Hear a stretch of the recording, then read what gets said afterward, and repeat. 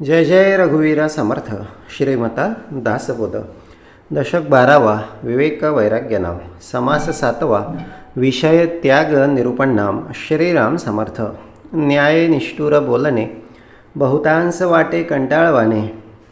मळमळ करिता जेवणे विहित नव्हे. जय जय रघुवीर समर्थ. 12वा दशक आणि या दशकातील 7वा समास विवेक आणि वैराग्य या भूमिकेवर समर्थ काम करीत आहे किंवा समर्थ आमच्या सगळ्यांचं लक्ष वेधू बघत आहे. आणि हे सगळं बाबा करत असताना एक भूमिका महत्त्वाची आहे. ती भूमिका म्हणजे काय आहे? विषय त्याग निरूपण. आता विषयांचा त्याग कसा होईल किंवा विषयांचा त्याग कसा केला पाहिजे याबद्दल तर समर्थच सांगू शकतात, कारण आधी केले आणि मग सांगितले. आता समर्थांच्याच लेखी आपण हा सगळा भाग बघणार आहोत. बोलले हा सगळा जो भाग आहे हा सगळा त्यानेच सांगावा, त्यानेच सगळा बोलले आमच्या सगळ्या अंतःकरणामध्ये उतरवून द्यावा आणि त्यानेच बोलले हा सगळा भाग बदलवावा, असा हा सगळा भाग आहे. कारण येथे पाहिजे जातीचे, येरा गबाळ्याचे काम नाही. न्याय निष्ठुर बोलणे बहुतांश वाटे कंटाळवाने. आणि त्याचंच बोलणं बोलले अंतःकरणामध्ये बसून राहतं. त्याच्याच सगळ्या त्या बोलण्यानं बोलले अंतःकरणाकडे बदल उभा राहतो. आणि हे सगळं का झालं? कारण त्या रघुनाथाचं चरित्र, रघुनाथाच्या सगळ्या मंत्राचा जाप असेल. हा सगळा जाप कितीतरी कोटी रामनामाचा जप त्याने केला आणि प्रत्यक्ष कुठेतरी तो रामराया आला आणि त्या रामरायाने हे सगळं कार्य करून घेतलं, असं हे सगळं आहे. नाहीतर हे सगळं मनुष्याचं काम नाहीच. कुणीतरी राम येतो, कुणीतरी कृष्ण येतो, कुणीतरी श्रीपाद येतो, कुणीतरी सद्गुरू येतात, कोणाला तरी काहीतरी श्रीसेवेचा भाग देतात आणि त्यांच्याकडून ते सगळं कार्य करून घेतात. बोलले हा सगळा जो भाग आहे हा सगळा त्याच्या कृपेनं सगळा घडून येत असतो. आणि बोलले हे त्याचा तोची जाणे. कसा करतो त्याचा तोची जाणे. आमचं काम काय आहे, आमच्याकडे भूमिका काय पाहिजे? तर बोलले त्याचं जे आहे त्याने जे दिलेलं आहे ते ॲज इट इज घेता आलं पाहिजे. घेता आलं पाहिजे म्हणण्यापेक्षा घेण्याची तयारी पाहिजे. ॲज इट इज तर काही कोणाला घेता येत नाही, कारण फाटाफूट करणारे भरपूर आहेत, आतमध्ये आहेत, बाहेर आहेत. पण आमचा संकल्प असला पाहिजे, आमची इच्छाशक्ती असली पाहिजे आणि 24 हाती धरून या.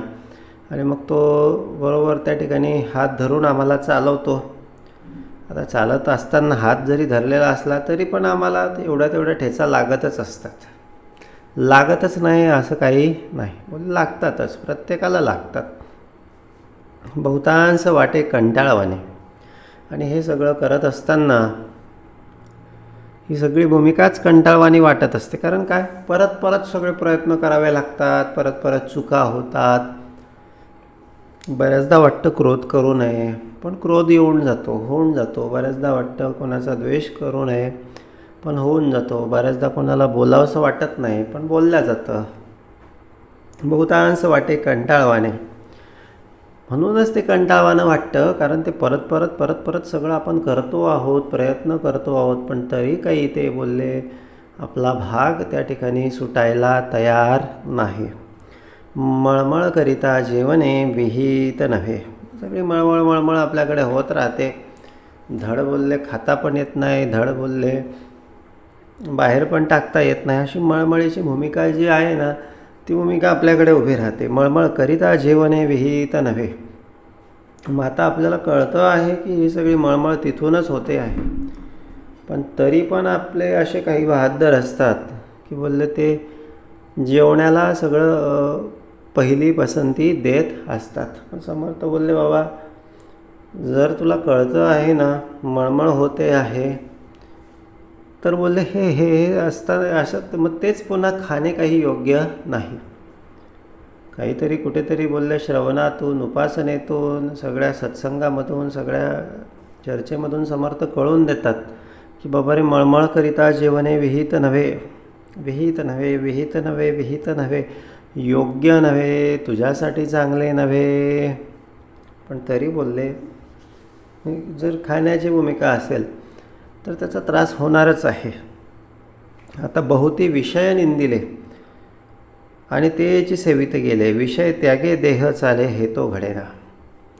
आता या ठिकाणी समतोलाची भूमिका समर्थांना अभिप्रेत आहे, मध्यस्थ भूमिका मध्यमान समर्थांना अभिप्रेत आहे. आता काही असे पण आले, बोलले कुठेतरी योगाचा आश्रय घेणारे, कुठेतरी वैराग्याचा आश्रय घेणारे, कुठेतरी संन्यासाश्रम सगळं प्राप्त करून घेणारे. आणि ते कसे आले, बहुती विषय निंदिले. त्यांनी काय केलं, विषय नकोच नकोच नकोच, काहीच नको, काहीच नको, अजिबात नको म्हणून सगळ्या विषयांचा त्याग करण्याचा प्रयत्न केला. बहुती विषय निंदिले. आणि मग झालं काय, आणि तेची सेवित गेले. पण एवढा एक्स्ट्रीम सगळा विषयांचा त्याग करून बोलले त्यांना काही त्याच्याशिवाय झालं नाही. बोलले जेवढा विरोध करायला गेलो तेवढं बोलले त्याची उत्सुकता लागून राहिली, तेवढं बोलले त्याच्या मागे मागे मागे मागे त्याला पुन्हा जावंसं वाटलं. बहुती विषय निंदिले आणि तेची सेवित गेले. म्हणजे ही हटवादी भूमिका, ही फार बोलले अत्यंत अत्यंत विरोधाची भूमिका. विरोध केला, बोलले असं करणार नाही, तसं करणार नाही, हे अजिबात करणार नाही, अजिबात याला सेवन करणार नाही, अजिबात याला धक्का लावणार नाही, अजिबात क्रोध करणार नाही, अजिबात असं करणार नाही, अजिबात तसं करणार नाही. कुठेतरी हे देहबुद्धीला चिकटून राहिलं. देहबुद्धी ही नाशिवंत, देह हा पंचभूतिक आहे, तो मुळातच नाशिवंत आहे. आणि ते पुन्हा ह्याला सगळं चिकटलेलं, पुन्हा सगळं बोलले ते नाशिवंताकडेच सगळं गेलं आणि तेची सेवित गेले. असं देहबुद्धीला धरून, अहंकाराला धरून जे जे काय संकल्प विकल्प मनुष्यानं उभे केले ते सगळे लयाला जातात. बोलले मना सत्य संकल्प जीवी धरावा. बोलले संकल्प, सत्य संकल्प बोलले एकच एक आम्ही जीवी धरला पाहिजे, तो म्हणजे फक्त सत्याचा संकल्प. मी, माझा भगवंत, माझी उपासना आणि माझं मंगलाचरण, हेच बोलले माझं काय ते आहे. बाकीचं काय जे असेल नसेल भगवंता कमी जास्त ते बाबा तुलाच अर्पण असो, तुझ्यापासूनच आहे आणि तुलाच अर्पण असो.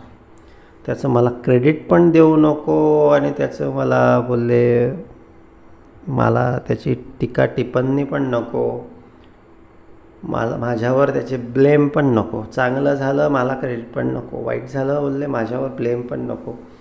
मी देवाचा आणि देव माझा या एकाच भूमिकेत बोलले समर्था मला ठेवून घ्या.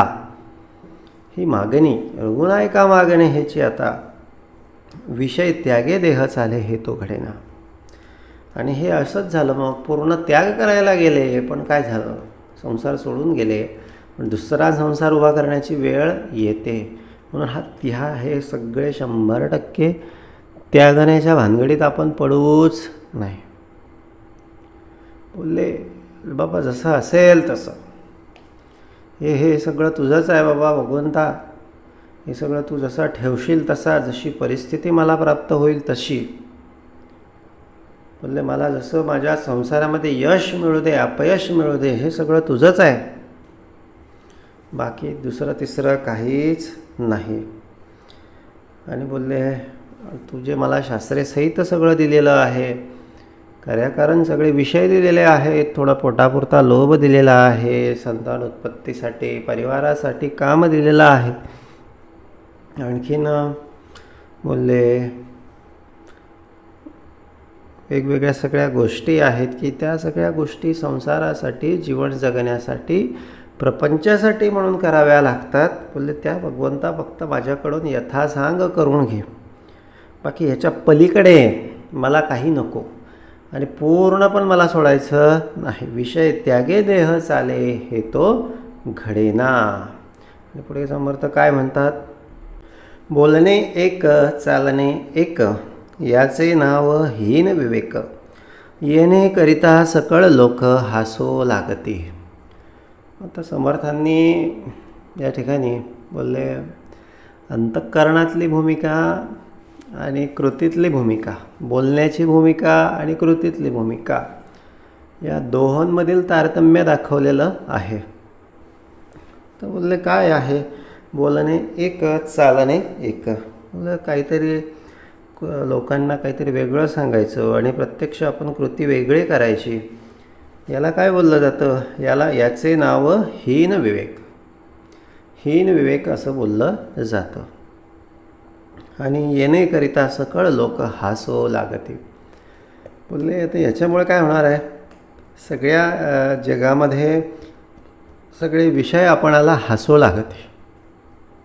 आता मग बोलले एक स्वतःचे हशा करून घेण्यापेक्षा बोलले बोलणे एक चालणे एक, या दोन्ही भूमिका जर एक करता आल्या तर याच्याबद्दल आम्ही विचार केला पाहिजे.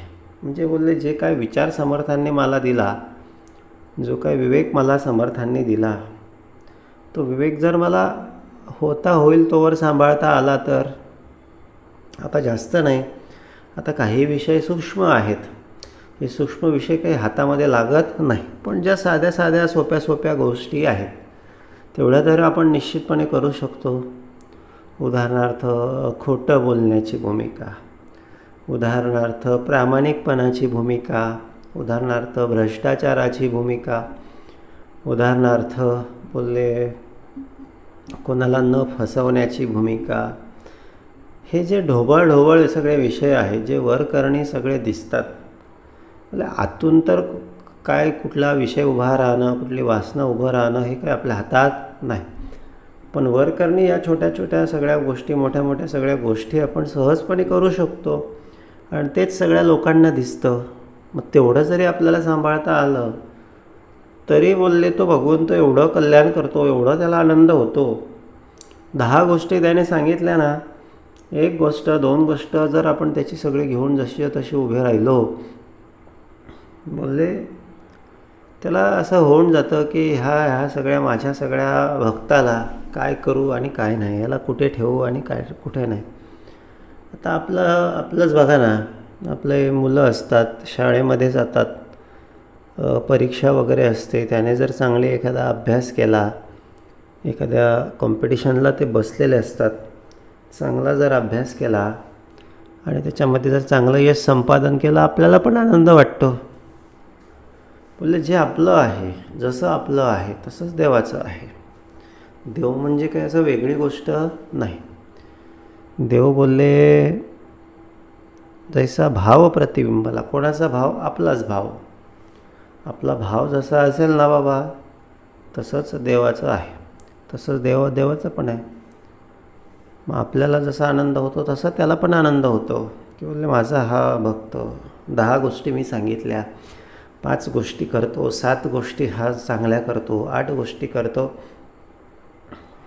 आणि 1-2 गोष्टीने काही होत पण नाही. आता 100पैकी 80% 90% मार्क्स मिळवतात लोक, 100पैकी 100 काही कोणी मिळत नाही. आता ते आताची परीक्षा पद्धतीच वेगळी, ते बेस्ट ऑफ करतात, त्याच्यामुळे काही जणांना ते मिळतात देखील, पण त्याचा काही उपयोग नाही. खऱ्या परीक्षेमध्ये जी नीटची परीक्षा आहे किंवा इतर ज्या परीक्षा आहेत त्यात क्वचितच असे लोक असतात की जे 100पैकी 100 मिळवतात, पण 80%, 90%, 95% मिळवून देखील त्यांचं काम होऊन जातं. म्हणजे 5-10%, 15%, 20% हे बोलले नॉर्मल आहे. 2-4 गोष्टी प्रत्येकाच्या चुकणारच आहेत, पण महत्त्वाचं काय आहे की बाबा 5, 7, 8 हे जेवढं करता आलं ना, बोलले हे तेवढा त्या भगवंताला आनंद आहे, तेवढं तो भगवंत बोलले आपल्या सगळ्या त्या भक्ताला वाटेल ते सुख, वाटेल तो आनंद देण्यासाठी तयार असतो. विषय त्यागे विन तो काही, परलोक तो प्राप्त नाही, ऐसे बोलणे ठाई ठाई बरे पहा. आता ठीक आहे बोलले, जे प्रमाणात आहे, जे शास्त्रीय सहित आहे तेवढं आपण सगळं बोलले निश्चितपणे करू शकतो, त्याच्यात काही गैर नाही. पण असं बोलले पण असं काही जण बोलतात की देवा संन्यास किंवा जे भक्ती करणारे आहेत त्यांनी डायरेक्ट 100% गुण मिळवले पाहिजे. हे म्हणजे असं झालं चोरांच्या उलट्या बोंबा. तेच समर्थ पुढे लिहितात, प्रपंची खाती जेवते परमार्थी काय उपवास करते, उभयता सारखे दिसते विषयाविषयी. तर बाबा प्रपंचामध्ये सगळं तू एवढं सगळं खातो पेतो आणि परमार्थिक माणसाने फक्त उपवास करावा असं असं कसं काय तू सांगू शकतो, असा प्रश्न समर्थांनी केला. म्हणजे परमार्थामध्ये जो आहे तो देखील शास्त्रेसहित सगळं खाऊ पिऊ शकतो. बोलले तो देखील त्याला देखील लोभ आहे, त्याला देखील पोट आहे, त्याला देखील कुटुंब आहे, त्याला देखील परिवार आहे, सगळं आहे. मग त्याला देखील सगळ्या गोष्टी सगळ्या प्रमाणामध्ये निश्चितपणे कराव्या लागतील. आणि ते केल्यामुळे निश्चितच त्याला पण चांगल्या पद्धतीने जगता येईल. त्याने सगळं सोडून द्यावं असं काही शक्य नाही. देह चालता विषय त्यागी ऐसा कोण आहे जगी, याचा निर्वाह मजलागी देवे निरोपावा. असं शक्यच नाही. 100% विषयांचा त्याग करायचा, सगळे विषय सोडून द्यायचे, सगळं कामधंदा सोडून द्यायचा. आणि ऐसा कोण आहे जगी, आणि ते सगळं सोडून मग जीवन जगायचं असं असं कधी होणार आहे का? जगेल तरी माणूस कशासाठी? हे सगळं दिलं आहे, सगळे शास्त्रे सगळ्या गोष्टी आहेत, संसार आहे, कर्तव्य आहे, म्हणून आपला वेळ जातो किंवा म्हणून काहीतरी कारण आहे. नाहीतर मनुष्य तर पूर्ण उदासीन होऊन जाईल. त्याला तो बसल्या जागी बसूनच राहील, त्याला उठावंसं पण वाटणार नाही. म्हणून असं कोणीच नाही की पूर्ण विषय त्याग केले आणि तो जीवन जगतो आहे, असं होणं शक्यच नाही. देह चालता विषय त्यागी, देह चालू आहे आणि विषय सगळे त्यागले, ऐसा कोण आहे जगी, असं कोणीच नाही. याचा निर्वाह मजलागी देवे निरोपावा. विषय अवघा त्यागावा तरीच परमार्थ करावा, ऐसे पाहता गोवा दिसतो. की मासे जे म्हणतात ना की सगळे विषय त्याग झाले पाहिजे, सगळे विषय त्याग झाल्याशिवाय परमार्थ करता येत नाही, सगळं सुटलं पाहिजे, सगळं इकडे जातो तिकडे जातो ना, श्रवण करतो ना, मग त्याला सगळं बरोबर असलं पाहिजे, काहीच त्याचं चुकता कामा नये. प्रपंचे खाती पेती आणि परमार्थी काय उपवास करती, असं काही आहे का? होईल बाबा, होईल. ज्याला जेवढं हळूहळू एक दिवस तो सगळं करता फक्त जेवढं शास्त्रेसहित आहे तेवढेच फक्त तो त्या ठिकाणी विषय सेवन करेल. पण असं पूर्ण विषय काही त्याग करून काही फायदा आहे का, किंवा तसं काही शक्य आहे का? तसं काहीच नाही. म्हणून हे असं जे बोलतात ना, ऐसे पाहता गोवा दिसतो की, असे जे बोलतात ना बाबा, हे याच्यामध्ये काहीतरी गडबड आहे. गोवा म्हणजे काय आहे? गडबड आहे. ऐसा श्रोता अनुवादाला वक्ता उत्तर देता झाला, सावध होऊन मन घाला येतो विषय. अशा पद्धतीनं मग श्रोत्याने प्रश्न विचारला आणि वक्त्याने आता समर्थांनी उत्तर द्यायला घेतलं. आता समर्थांनी काय उत्तर दिलं ते पुढे दिलेलं आहे.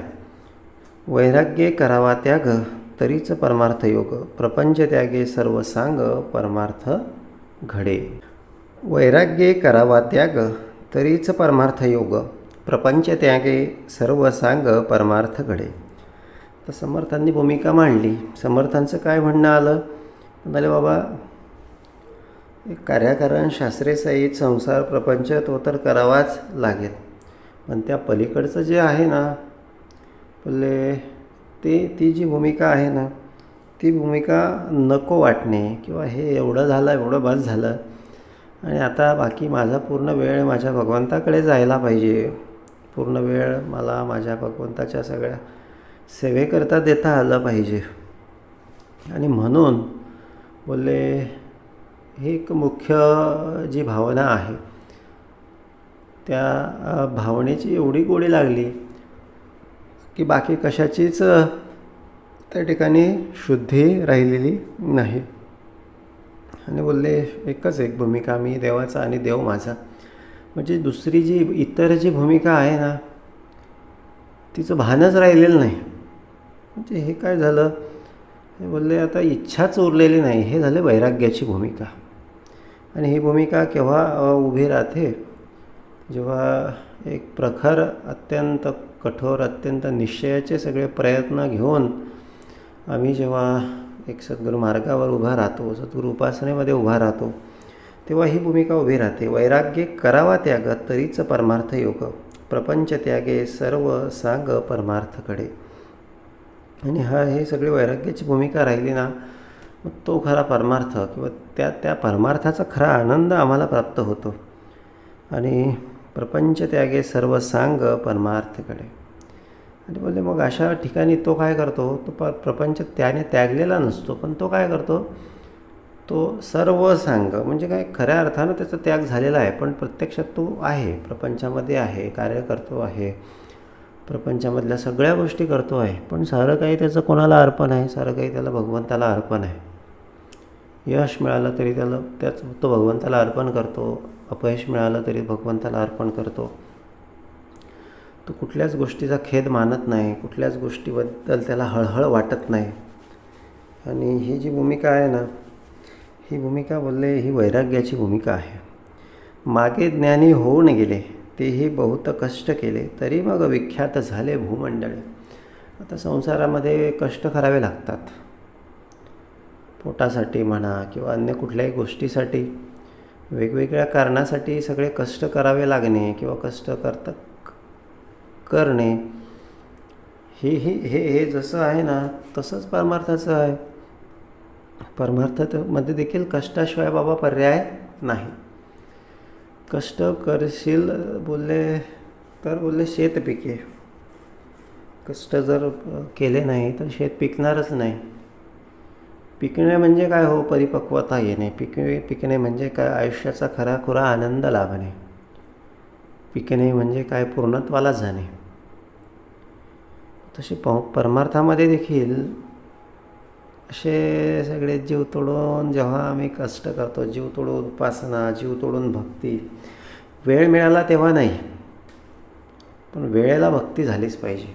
बाकीचं काही काम हो अथवा न हो.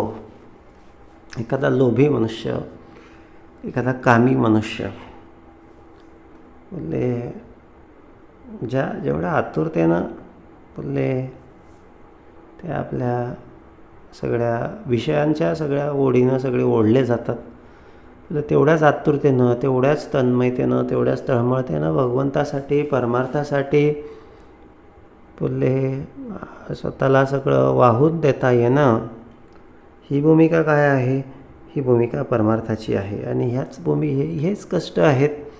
आणि तरीच मग विख्यात झाले भूमंडळी. मागे ज्ञानी होऊन गेले, तेही बहुत कष्ट केले, तरी मग विख्यात झाले भूमंडळी. येर मत्सर करिताच गेली, अन्न अन्न म्हणता मेली, कित्येक भ्रष्टली पोटासाठी. आणि बाकीचे जे आहेत हे याच्या पलीकडची जी भूमिका आहे, मग ती नुसतं पोटासाठी, संसारासाठी देवदेव करायचा, आणि बाकी मग संसाराचं काम झालं की मग देवाला पुन्हा सोयीस्कररित्या विसरायचं. हा भ्रष्टाचार आहे.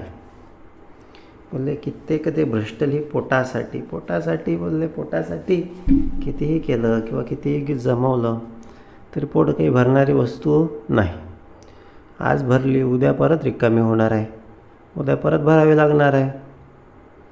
बोलले ह्याच्यामध्ये अंत नाही, ह्याच्यामध्ये विश्रांती नाही, ह्याच्यामध्ये सुख नाही. खरं सुख कुठे आहे? बोलले खरं सुख बोलले एक भगवंतासाठी कष्ट करण्यामध्ये खरं सुख आहे. वैराग्य मुळीहून नाही, ज्ञान प्रत्ययाचे नाही, सूची आचार तोही नाही, भजन कैसे. आणि मग हे असे जे पोटासाठी आहे त्याला कारण काय झालं? वैराग्य मुळापासून नव्हतं, प्रत्ययाचं ज्ञान नव्हतं, सूची आचार नव्हता, भजन नव्हतं. हे प्रखर भक्ती घडल्याशिवाय म्हणजे तेवढं अंतःकरणात जाळ होत नाही. आणि या जाळ अंतःकरणामध्ये मग हे असे विषय सगळे वासना प्रवेश करू शकत नाही. म्हणून हे सगळं बुळापासून पाहिजे, हे सगळं मनापासून पाहिजे. ऐसे प्रकारीचे जन आपणास म्हणती सज्जन, पाहो जाता अनुमान अवघाच दिसे. आणि मग हे पोटासाठी आपण किती ज्ञान बडबडलो.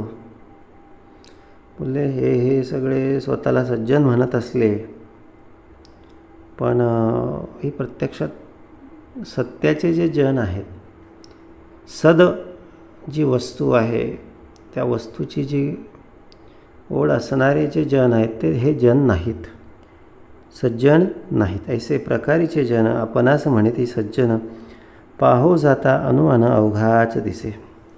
जयास नाही अनुताप, हेच एक पूर्वपाप, क्षणक्षणा विक्षेप पराधिकपणे. जयास नाही अनुताप.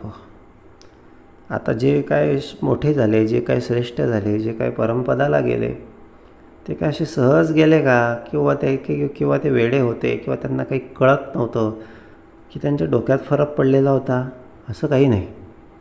बोलले त्यांनी कष्ट केले, त्यांनी अनुताप सहन केला. प्रत्येक सगळ्या गोष्टी त्यांना पण सगळ्या त्या भुलवत होत्या, त्यांच्याही पुढे त्या सगळ्या नाचत होत्या, पण त्यांनी त्याची तमा बाळगलेली नाही. त्यांनी ते सहन केलं, सहन, तितिक्षा, दमन केलं.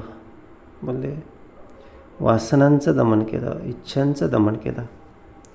त्या सगळ्या प्रत्येक वासनेकडे, प्रत्येक इच्छेकडे त्यांनी तटस्थपणे सगळं बघण्याचा सराव केला. आणि ह्यातून ते जे तापले याला अनुताप बोललं जातं. हे सहन करण्यामधून जो ताप उभा राहतो त्याला अनुताप बोललं जातं. आणि हे अनुताप असणं, असं अनुताप असणं हे काय आहे? हे भाग्याचं लक्षण आहे. ऐसे प्रकारीचे जन आपणास म्हणती सज्जन, पाहो जाता अनुमान अवघाच दिसे. जयास नाही अनुताप, हेची एक पूर्वपाप, क्षणक्षणा विक्षेप पराधिकपणे. मज नाही तुझ साजेना, हे तो अवघे ठाऊके आहे जना, खात्यास न खाते देखो सकेना, ऐसे आहे. आणि म्हणून बोलले मज नाही तुझ साजेना. ही भूमिका काय आहे? एखादा वैराग्याच्या मार्गावर चालायला लागल्यानंतर तो एखाद्या खाणाऱ्याकडे बघतो, म्हणजे विषयी मनुष्याकडे बघतो, सांसारिक मनुष्याकडे बघतो. आणि मग ते बघून याच्यातलं सगळं अंतःकरणाची वृत्ती याची डळमळीत होऊन जाते. मज नाही तुझं साजेना, हे तो अवघे ठाऊके आहे जना, खात्यास न खाते देखो सकेना, ऐसे आहे. मग त्याला पाहून याची वृत्ती डळमळीत होते, किंवा ह्यांना पाहून ते ह्याला भुलवण्याचा प्रयत्न करतात, ते ह्याला पुन्हा सगळं त्यांच्यामध्ये खेचून आणण्याचा प्रयत्न करतात. आता हे कलियुगामध्ये, आजच्या सगळ्या काळामध्ये, सांप्रत काळामध्ये हे असं होणारच आहे. खात्यास न खाते देखो सकेना, न खात्यास खाते देखो सकेना. हे दोन्ही भूमिका एकमेकाला काही सहन होऊ शकत नाही. प्रत्येकाला काय वाटतं, हा आपल्यासारखाच असला पाहिजे, किंवा आपण जसे भ्रष्ट आहोत, आपण जसं अधोगतीला चाललो ना, तसंच हा पण अधोगतीला चालला पाहिजे. भाग्यपुरुष थोर आणि एखादा थोर असला की त्यास काय होतं, मग त्यास निंदिती दिवाळखोर, सावास देखता चोर चरफडी जैसा. आणि मग असा जो भाग्यवंत पुरुष आहे, जो वैरागी पुरुष आहे, त्याला पाहून हे सगळे इतर लोक सगळे त्याची निंदा करतात आणि त्याला पण आपल्यामध्ये सामील करून घेण्याचा प्रयत्न करतात. म्हणजे काय, इकडे परमार्थाच्या मार्गावर, वैराग्याच्या मार्गावर चालायला लागलो की ही सगळी प्रलोभनं येतच राहणार आहे. बोलले यदार्थी संशय नाही, हे येणारच आहे. आणि सावास देखता चोर चरफडी जैसा. साव आहे, चांगला सधन व्यक्ती आहे, त्याला पाहून चोराला असं वाटतं की बोलले याच्याकडे आपल्याला डल्ला मारता आला पाहिजे. तसंच हे आहे, वैराग्यापरते नाही भाग्य. पण आपण एक लक्षात ठेवलं पाहिजे, कोण किती खातो पितो, कसा आहे, काय करतो, हे महत्त्वाचं नाही. भाग्य कशामध्ये आहे, याच्यात परम कल्याण कशातून होणार आहे, किती दिवस बोलले हे सगळं असं चालणार आहे. वैराग्या परते नाही भाग्य, वैराग्य नाही ते अभाग्य, वैराग्य नसता योग्य परमार्थ नव्हे. आणि म्हणून बोलले शेवटी सत्य पाहून सत्य जाणून ज्यांनी विष खाता पुढे सुख कैचे, करी रे म्हणा ध्यान या राघवाचे. विष खाल्ल्यानं कधी बोलले जीवन लाभणार आहे का, किंवा विष खाल्ल्यानं कधी कोणी अमर होणार आहे का, याचा विचार आपण केला पाहिजे. आणि भाग्याच्या दिशेनं चाललो पाहिजे. जे काय सुंदर आहे, जे काय शाश्वत आहे, तोच परमार्थ आहे, तीच भक्ती आहे. बाकी हे सगळं अधोगतीचा मार्ग आहे. आणि हा अधोगतीचा मार्ग चालायचा की सद्गतीचा मार्ग चालायचा, याचा आपण विचार करत राहिलो पाहिजे. प्रत्येक ज्ञानी वितरागी, विवेक बळे सबळ त्यागी, तो जाणी जे महायोगी ईश्वरी पुरुष. अष्टमहासिद्धीची उपेक्षा करून घेतली योग दीक्षा, घरोघरी मागे भिक्षा महादेव. ईश्वराची बराबरी कैसा करील वेशधारी, म्हणून या सगट सरी होत नाही. आता तो ईश्वर होता की ज्याने सगळ्या अष्टमासिद्धी अर्थात अष्टदा प्रकृतीचा सगळा योग सगळा बाजूला सारून बोलले वैराग्याची भूमिका स्वीकारली आणि भिक्षा ग्रहण करणं बोलले त्याने श्रेयस्कर मानलं. प्रत्येक ज्ञानी वितरागी, विवेकी बळे सकळ त्यागी. आता तो प्रत्येक ज्ञानी होता, वितरागी होता. विवेकानं ते सगळं तो त्यागू शकला. तो महायोगी होता, तो ईश्वरी पुरुष होता. पण ईश्वराची बराबरी कैसा करील वेशधारी, त्याची तो ईश्वर होता म्हणून तो सगळं त्याग करून तो स्मशानात राहतो, वैराग्याच्या भूमिकेमध्ये राहतो. पण ती मनुष्याकडून बोलले त्याची बरोबरी होणे शक्य नाही. उदास आणि विवेक त्यास शोधिती सकळ लोक, जैसे लालची मूर्ख रंक ते दैन्यवाने. पण आपण संसारामध्ये राहून प्रपंचामध्ये राहून वैराग्याची भूमिका जर घेतली, उदास आणि विवेक, उदासीन राहिलं पाहिजे. संसाराच्या सगळ्या जिथे जिथे बोलले शास्त्र नाही, जिथे जिथे प्रमाण नाही, त्या ठिकाणी उदासीन राहून अलिप्तपणाची भूमिका स्वीकारली तरी झालं. संसार त्यागालाच पाहिजे असं काही नाही. जैसे लालची मूर्ख रंक ते दैन्यवाने. आणि आता नुसते जे लालची असतात, मूर्ख असतात, रंक असतात, ते अत्यंत त्याच्यामध्ये बोलले लिप्त होतात आणि दैन्यवानी अवस्था त्यांची असते. त्याच्याशिवाय त्यांना होत नाही, त्याच्याशिवाय बोलले त्यांना चैन पडत नाही. मग त्यासाठी ते सगळं आरोग्य असेल, पैसा असेल, मान असेल, प्रतिष्ठा असेल, सर्व काही गमावण्यासाठी तयार असतात. अशी भूमिका काही कामाची नाही. जे विचारापासूनच येवले ते आचारापासून, विचार महत्त्वाचा आहे. आचार हा विचाराच्या नंतर सगळा उभा राहत असतो. पण जर विचारच नसेल आणि जर आचार करायला गेला किंवा कुठेतरी मारून मुटकून जर आचार उभं करायला गेला विचाराच्या शिवाय, तर काय बोलले, तर बोलले ते आचारापासून भ्रष्टले, ते भ्रष्टल्याशिवाय राहत नाही. विवेक करू विसरले विषय लोभी, भजन तरी आवडेना, पुरुषशरण कदापि घडेना, भल्यास त्यास पडेना येत निमित्त. वैराग्य करून भ्रष्टेना, ज्ञान भजन सांडीना, व्युत्पन्न आणि वाद घेणा ऐसा थोडा.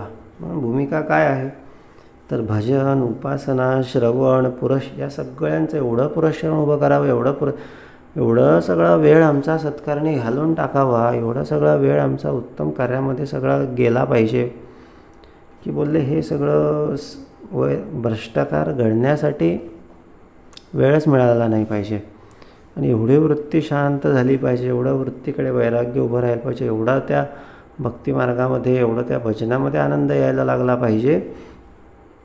तर बोलले बघ भ्रष्टण्याचा विषयच त्या ठिकाणी उरत नाही. वैराग्य करू ना भ्रष्टेना, ज्ञान भजन सांडीना, व्युत्पन्न आणि वाद घेणा ऐसा थोडा. मग त्याच्याकडे ज्ञान पण असतं, उभं राहतं, पण तो ते ज्ञान दाखवण्याच्या भानगडीत पडत नाही, तर तो ज्ञानाचा सगळा उहापोह करण्याच्या भानगडीत पडत नाही. कष्ट करिता शेत पिके, उंच वस्तू तत्काळ विके, जाणत्या लोकांच्या कौतुके उड्या पडते. कष्ट महत्त्वाचं आहे. सगळीकडे जसं संसारात देखील कष्ट लागतात, परमार्थात देखील कष्ट पाहिजे. श्रवण मनन उपासना निजध्यास, श्रवण मनन उपासना निजध्यास, मी देवाचा देव माझा नामस्मरण.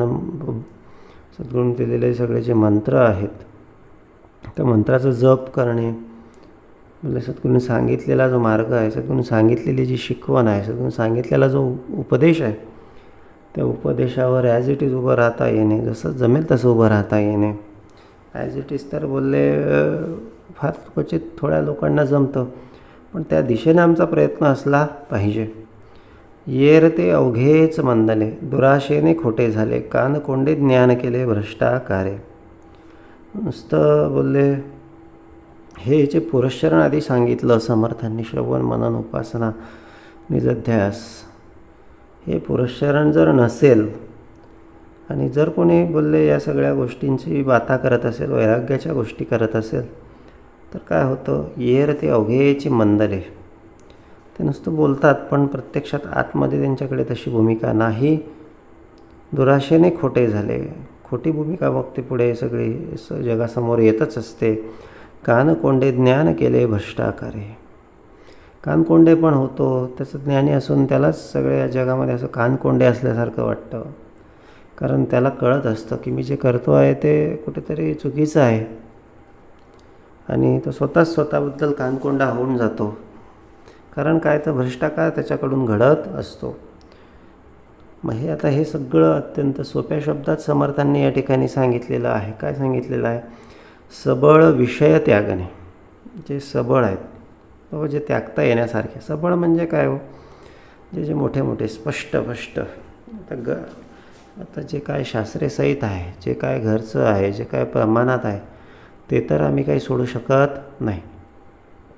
पण सबळ विषय त्यागायला सांगतात समर्थ. म्हणजे सबळ म्हणजे बाहेरचे, जे बाह्य आहेत, जे आपले नाहीत, म्हणजे तेवढे तरी त्यागले पाहिजे. सबळ विषय त्यागणे, शुद्ध कार्याकारण घेणे, आणि शुद्ध सगळे आचार विचाराची भूमिका, शुद्ध आमचं सगळं संस्काराची भूमिका, शुद्ध राहणीची भूमिका, ही भूमिका जर आम्ही त्या ठिकाणी उभी केली, ही भूमिका जर त्या ठिकाणी जपण्याचा प्रयत्न केला. विषय त्यागाची लक्षणे ओळखा ऐसी. सबळ विषय त्यागायचे, शुद्ध भूमिका अंगीकारायची. सबळ विषय त्यागायचे, शुद्ध भूमिका अंगीकारायची. एवढीच भूमिका बोलले, एवढी सोपी गोष्ट समर्थांनी सांगितलेली आहे. सबळ विषय त्यागणे. सबळ विषय, मोठे बाबा काही थोडेफार राहणारच आहेत, पण सूक्ष्म काही गोष्टी मोठे उदाहरणार्थ भ्रष्टाचार करू नये, अतिलोभ करू नये, उदाहरणार्थ अतिक्रोध करू नये, तेवढं होणारच आहे. डोळे वाटारणे वगैरे, कुठेतरी नॉर्मल सगळ्या गोष्टी दाखवणे व्यवहारामध्ये ते तर करायलाच लागतं. पण बोलले असं काहीतरी वेगळाच क्रोध करायचा आणि कुठेतरी मारामाऱ्याच करायच्या, कुठेतरी बोलले ही भूमिका तरी बाबा त्यागता याला बोललं समर्थांनी सबळ विषय त्यागणे.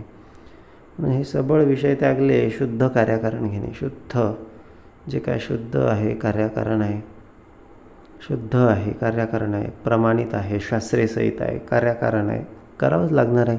पोटासाठी म्हणा, संतान उत्पत्तीसाठी म्हणा, शुद्ध कार्याकारण तितुके घेणे, यालाच विषय त्याग बोललेला आहे समर्थांनी. समर्थांना पण काही असा फार मोठा अत्यंत क्लिष्ट, अत्यंत किचकट असा काही समर्थांना विषय त्याग अभिप्रेत नाही. सकळ काही करता देव, नाही प्रकृतीचा ठाव, विवेकाचा अभिप्राव विवेकी जाणते. पण आता हे जे एवढं सांगितलं, याच्यासाठी एक तात्विक भूमिका आधी समजून घेतली पाहिजे. ती तात्विक भूमिका काय, की सगळं काही करणारा देव आहे बाबा. मग तेवढा देवावर पूर्ण विश्वास, तेवढं देवावर निष्ठा, तेवढं देवावर आनंद, देवावर प्रेम, तेवढं सगळं काही आमचं कर्म जे असेल ते सगळं देवाला अर्पण करता येणं, हे बोलले हे जमलं ना, हे जमलं की मग काय होतं, मग बोलले ही सगळी माया आपोआप बाजूला सरते. ही माया सगळी बरोबर बाजूला ओसरायला लागते. एरवी ती ओसरत नाही. त्याचा कृष्णाचा पाय लागला ना तरच ती यमुना बाजूला सरकते. टोपलीतून तो अलगद पाय काढतो, त्या यमुनेचा पूर बरोबर सगळा ओसरतो. मात्र त्याला टोपलीत घेता आलं पाहिजे. म्हणजे काय, त्याला डोक्यावर बसवता आलं पाहिजे. आपण डोक्यावर सगळे विषय बसवतो, डोक्यावर सगळ्या वासना बसवतो, त्याच्यासाठी वाटेल ते करायचा प्रयत्न करतो, वाटेल ते भूमिकेसाठी आपण तयार असतो. परंतु बोलले आपण देवासाठी आपल्याला वेळ नसतो किंवा आपल्याला वेळ सापडत नाही किंवा वेळ मिळाला तेव्हा करू असं म्हणतो. पण असं दिवसामागून दिवस गेली, तास गेले, घंटा गेले, क्षण गेले, पण काही आपल्याला वेळ मिळत नाही. डोक्यावर देवाला घेता आलं पाहिजे. पायापाशी कोणाला, पायीची वाहनं पायी बरी, सगळ्या विषयांना पायाशी घेता आलं पाहिजे. हे महत्त्वाचं आहे. मग बोलले ही भूमिका जेव्हा सकळ काही करता देव आहे, सकळ काही करता देव, ही भूमिका असेल ना तर प्रकृती बरोबर बाजूला होते. शूरत्वविषयी खडतर त्यास मानिती लहान थोर, कामगार आणि अंगचोर एक कैसा. बोलले शूरत्वविषयी खडतर, शूरत्व बोले जे उत्तम आहे, जे भव्य दिव्य आहे, जे शास्त्रेसहित आहे, जे माझ्या परमेश्वरानं सद्गुरूंनी सांगितलेलं आहे, त्याविषयी कशी भूमिका पाहिजे. खडतर भूमिका. होणार ते होईना का आणि जाणार ते जाईना का, खडतर भूमिका घ्यायची. बाकी बोलले त्या ठिकाणी जर तर किंतु परंतु नाही. पण विषयाच्या ठिकाणी तिथून काढता पाय घ्यायचा, तिथून पळ काढायचा. शूरत्वविषयी खडतर त्यास मानिती लहान थोर. म्हणजे असा जो आहे की जो शूरत्वाविषयी आणि बोलले ज्या ठिकाणी सगळा अधोगतीचा भाग आहे, तमोगुणाचा सगळा भाग आहे, त्या ठिकाणी कठीण भूमिका घेतो, त्यास मानिती लहान थोर. आता बाहेर पण आपण बघू शकतो, बाहेर पण आपल्याला माहितीच आहे की जे लोक अत्यंत स्ट्रिक्ट असतात स्वभावाने, चुकीच्या ठिकाणी जे अगदी कठोर किंवा निस्पष्ट भूमिका घेतात, त्यांचा फार आदर असतो किंवा त्यांना फार लोक मानतात. बाकी जे असे सोसो असतात, म्हणजे ठीक आहे बघून घेऊ, पाहू, जरा यस्नो जे करत राहतात ना, मग ते गुंडाळले जातात. म्हणून अशी खडतर भूमिका आम्ही निश्चितपणे सगळी घेतली पाहिजे. शूरत्वविषयी खडतर त्यास मानिती लहान थोर, कामगार आणि अंगचोर एक कैसा. बोलले जो करणारा आहे त्याला मान मिळतोच, अंगचोर आहे तो पण बरोबर लोकांच्या लक्षात येतो. त्याच्यामुळे बोलले आपण आपलं काम करत राहिलं पाहिजे. त्याग तार्किक जाणे, बोला ऐसे चालो जाणे, पिंड ब्रह्मांड सकळ जाणे यथायोग्य. म्हणून काय बोलले त्यागण्याची भूमिका समजून घ्यायची. त्याग तार्किक जाणे, म्हणजे काय त्यागायचं आहे, काय घ्यायचं आहे हे आधी स्पष्ट असलं पाहिजे. आणि ते स्पष्ट झाल्यानंतर त्याच्यावर खडतरपणे उभं राहता आलं पाहिजे. जिंकू किंवा मरू, माणुसकीच्या शत्रूसंगे युद्ध आमचे सुरू. आणि जे आपले शत्रू आहे त्याच्यासोबत आपल्याला युद्ध करायचंच आहे, ही ठाम भूमिका आपल्याकडे असायला पाहिजे. बोला ऐसे चालो जाणे, पिंड ब्रह्मांड सकळ जाणे यथायोगी. बोल जसं आतमध्ये भूमिका तीच बाहेर भूमिका, म्हणजे शुद्ध भूमिका. कारण बाहेर तर काही आम्ही अशुद्ध भूमिका दाखवू शकत नाही. मग बोलले बाहेर शुद्धच असलो आणि आतमध्ये पण शुद्ध, म्हणजे एकच एक भूमिका. आणि ही देवाची भूमिका आहे, तेथे देवाची वस्ती. असं जे बोलले शुद्ध स्वरूप असतं ना, त्या ठिकाणी देव वास करायला येतो. कारण देवाचा तसं आवडतं, देव स्वतः तसा आहे. आम्ही तसंच झालो पाहिजे, शुद्ध झालो पाहिजे. शुद्ध झालो ना, हे बोलले काही कमी पडत नाही. ऐसा जो सर्व जाणता, उत्तम लक्षणी पुरता, तयाचेनी सार्थकता सहजची होय. आणि असा जो सर्व जाणता आहे बोलले त्याला निश्चितपणे बोलले तयाचेनी सार्थकता, त्याला सार्थकता निश्चितपणे प्राप्त झाल्याशिवाय राहत नाही. इति श्री दासबोधे गुरुशिष्य संवादे विषयत्याग निरूपणाम समास 7वा. जय जय रघुवीर समर्थ.